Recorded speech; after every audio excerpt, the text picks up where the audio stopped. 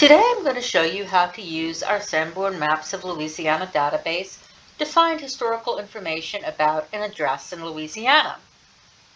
Now this is particularly useful if you're looking for genealogical information or information about an address where you live or information about the history of a local business. Now, to find Sanborn Maps, you will click on our Databases tab, which you will find here on the library's homepage. Then you will click here to access our databases. Now, if you click on that, it will give you an alphabetical list of all of our databases. We have 181 databases.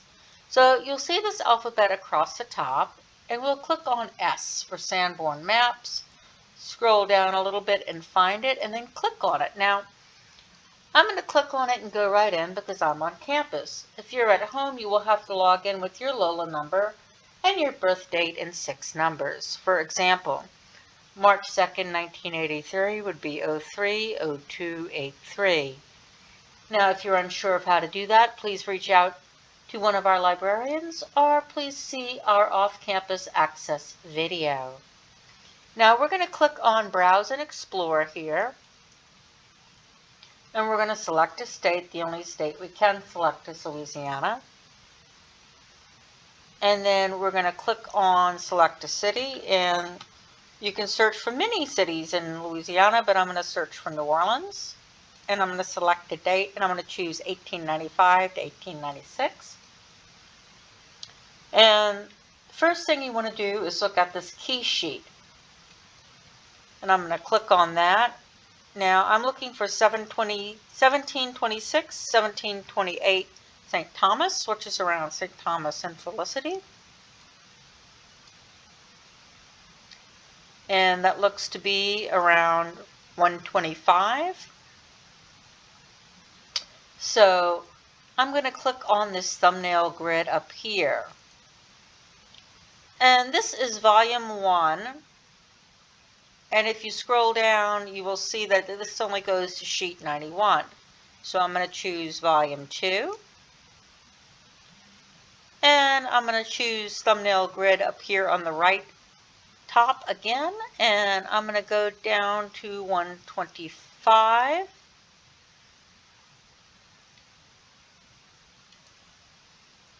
And I'm going to enlarge this a little bit. Let's see, there's Felicity.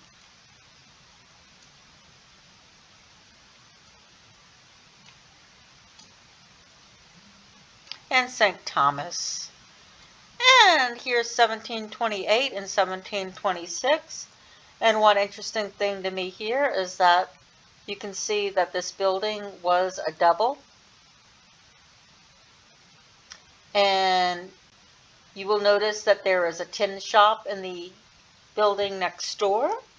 And one thing that Sanborn Maps is very good at is showing businesses that were in that neighborhood at the time.